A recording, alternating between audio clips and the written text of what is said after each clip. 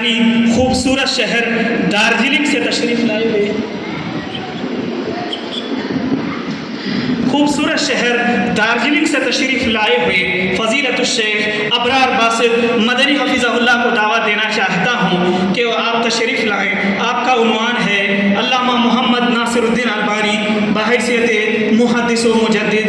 आप माइक पर तशरीफ़ लाएँ, माइक आपका इंतज़ार कर रहा है।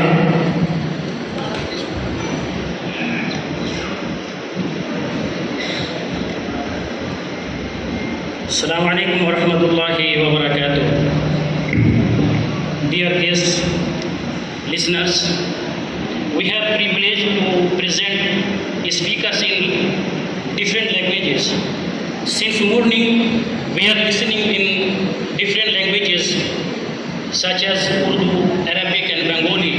Now time to present a speaker who will speak in English about the Muhaddith Nasiruddin AL-ALBANI being a muhaddith and mujaddid.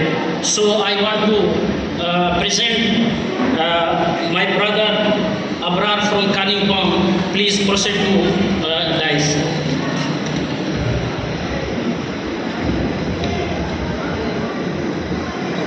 السلام عليكم ورحمة الله وبركاته.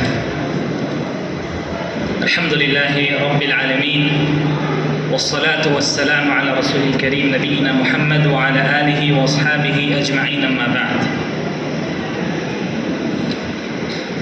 To the esteemed guests on the dais and to all the students of Jami'at Al-Albani, I would like to say Assalamu alaikum. I would like to thank the Mudir of the Jami'ah, Sheikh Muti Ar-Rahman, that he has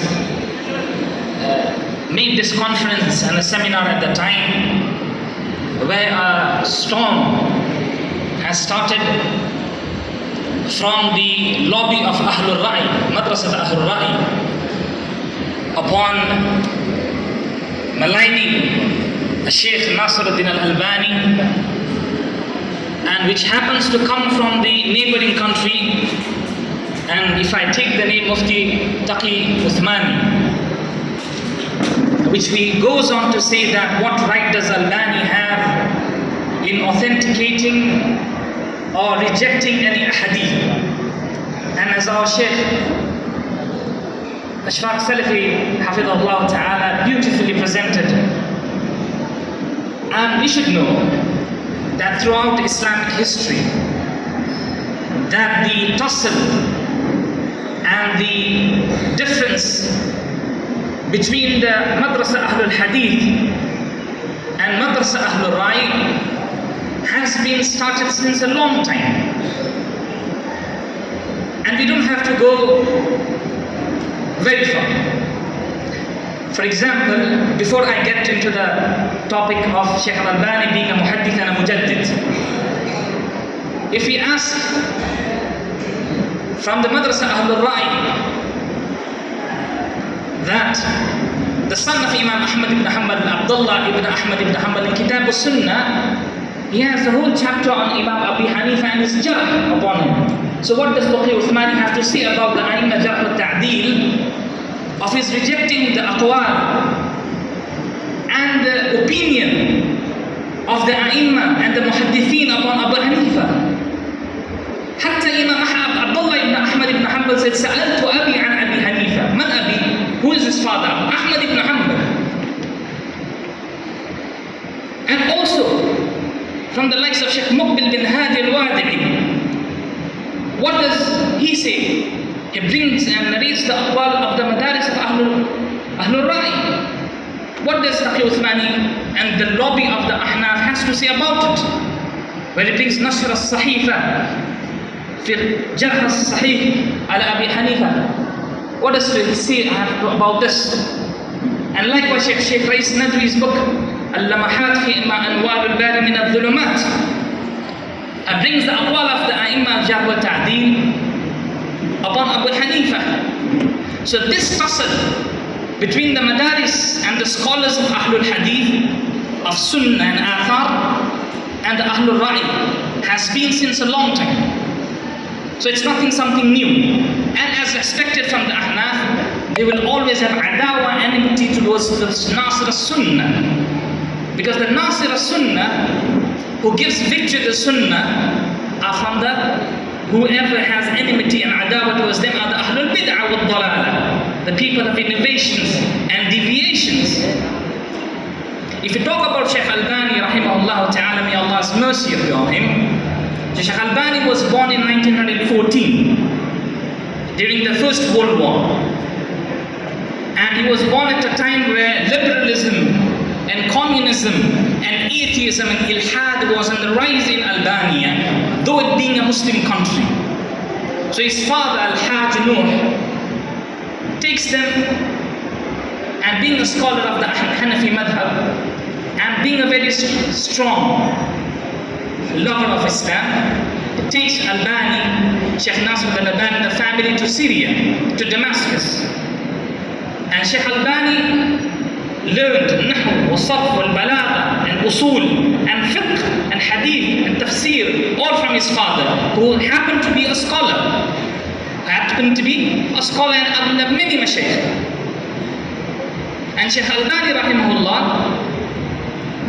then he started to read on his own, an individual research. And as you know, and the Mashaykh have mentioned, the Shaykh Albani rahimahullah got influenced by Majallat al-Manar, the Al-Manar magazine by Rashid Rida. And he got influenced by the maqalat where he used to do naql of al-Iraqi, who happened to be the teacher of Ibn Hajar, and the jarh upon al-Ghazali. As you know, that Shaykh Albani was a muhaddith, and how he was a revival, number one, a revival of the hadith sciences, usul al-hadith, and the scrutiny of hadith, jarh wa ta'deel, and the usul. And Albani's most significant contribution was his rigorous work in the science of hadith, in mustalah al-hadith. And his meticulous approach helped revitalize the study of hadith. So they have been the contemporary and traditional study of hadith. So Shaykh Albani comes, and what does he do? He makes revival. That's the reason we say he's a mujaddid also. Because there used to be a widely accepted hadith which are da'if in the ummah. Albani comes and analyzes and examines the isnad and the narrations of hadith, and looks at the ilal of the matan as well as the isnad, the problems in the chain of narration, that's the isnad, and as well as in the matan, the text of the hadith. And he was an expert in ilal, an expert in knowing the asma al-rijal, the ru'at al-hadith, the narrators of hadith.